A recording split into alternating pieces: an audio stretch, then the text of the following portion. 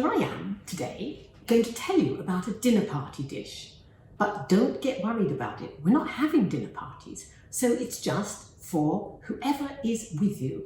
And I'll say at this stage that everything I make is for 1 or 2 people, but it can easily be multiplied up if you have a lot of people living in your house with you. So here we go. Today I'm going to make a dish with chicken and Marsala wine.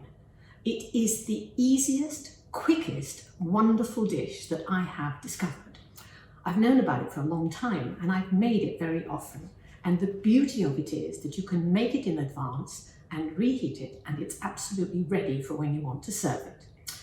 So let me start by telling you what we're going to use. We're going to use chicken breasts, and here is a chicken breast which has been cut up. Now, chicken is a bit slippery and not so easy to handle, so my recommendation is when you get the breasts, put them in the freezer. I always happen to do that because I actually like the dark parts best, and so the light parts get left for something else. So here they are. The breasts are the best part for this dish, by the way. So this one is one breast which has been sliced into thinnish slices, not slivery slices, really just thin. Now, when you have frozen it, bring it out, defrost it for a couple of hours, and you will have a fairly solid block, which is really easy to cut through. So then you are ready to go to make it into the next stage, which is the slices of chicken, and they are tossed in flour. And I'll just show you how this is done. It really couldn't be easier.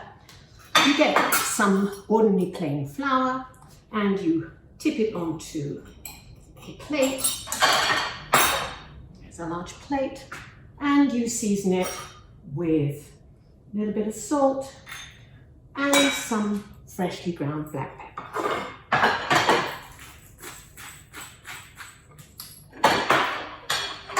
Mix it up. This is just a few tablespoons of flour. You don't want a huge lot.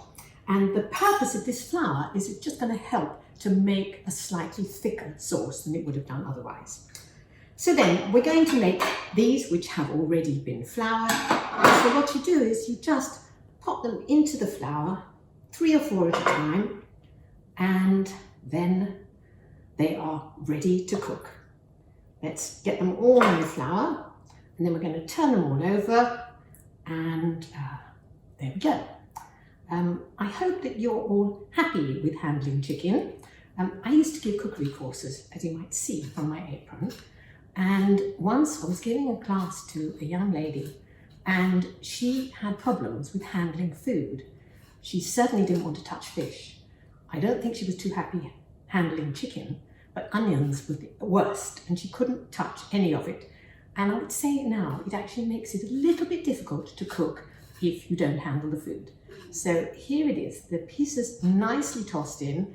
I'm going to add the other ones as well because they were sitting here a little while before, and they'll be better if they've got a nice coating.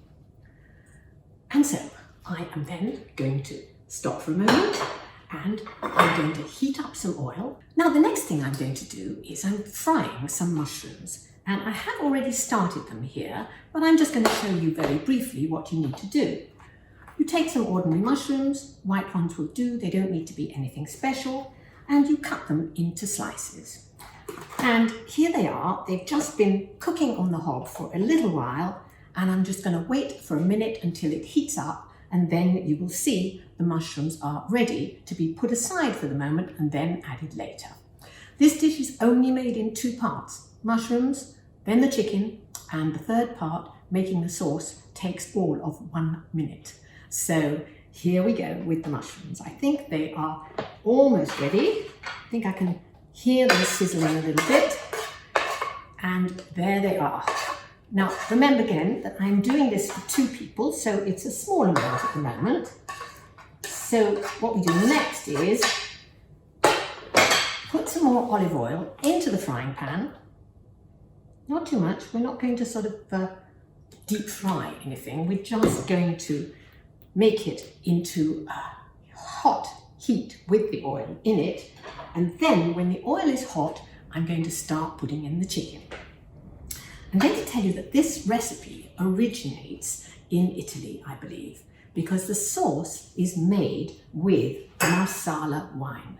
Now, Marsala is a wonderful, beautifully smelling and tasting, fairly sweet wine.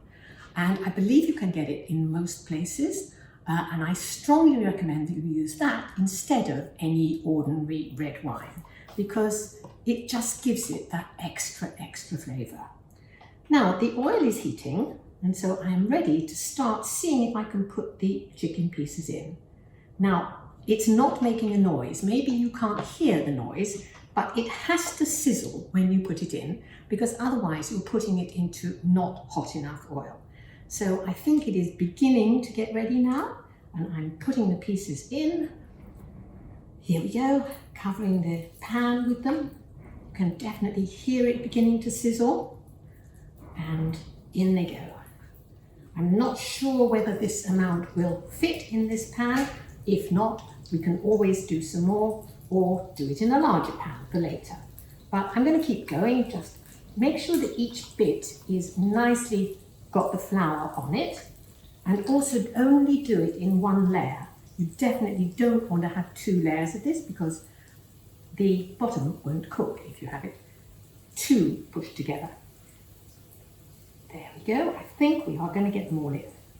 So here it is. When they have been done for about 5 minutes, you turn them over, and then you do the very last bit of the recipe. So I'm going to hold it up for you there, and you can see them all in, and they're going to cook for about 5 minutes, and then I'll be back to show you the next bit. Here are the chicken pieces cooking. They have been there, as I said, for about 5 minutes, and you can see they are just beginning to turn a tiny bit golden, but not very much. And they are already cooked, because this with the chicken cooks very, very fast. So then we add the mushrooms, which we prepared before. Just throw them all on, just sprinkle them around. Then comes the wine. I've used a cup measure, but it doesn't have to be exactly measured.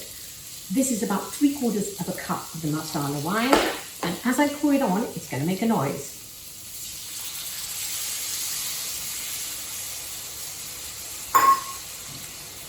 And then, you can't do this because I'm standing over it, and it has the most wonderful smell comes off it. The sauce is already beginning to be made. It's coming to a sort of browny colour. The mushrooms are mixed in with it, and it's fairly liquid. So I'm going to pour it there so you'll see how liquid the sauce is. But the little tiny bit of flour that is on the chicken will help it to thicken the sauce. So you carry on cooking it just for another couple of minutes. And while that is doing, I'm going to tell you what I'm going to serve it with. And I'm going to serve it with some white rice. Now, white rice is fairly plain, but this one has got the addition of just a little bit of flavouring. So I'm going to get the dish ready, and I have already prepared the rice. I have boiled it for about 7 minutes and then steamed it in the same pan just for another 5 minutes till all the grains are beautifully soft. Now, I'm going to tell you what I put into this, and just while I do it, I'm going to keep an eye on the chicken, turn it down a little bit because it's bubbling away, and the sauce is now perfect. So I'm going to move it off the heat there, and I'm going to concentrate on just finishing off the rice. Now I'm going to tell you what went into this rice. That was ordinary plain basmati rice, and with it I put some spices, and the spices are a whole cinnamon stick or half a cinnamon stick, some cardamom pods, and to decorate it and finish it off later, a few almonds and raisins. So what I have in the rice at the moment is remains of the cinnamon stick and some of the cardamom pods, and I would actually remove them because it isn't very nice to come across a mouthful of one of these.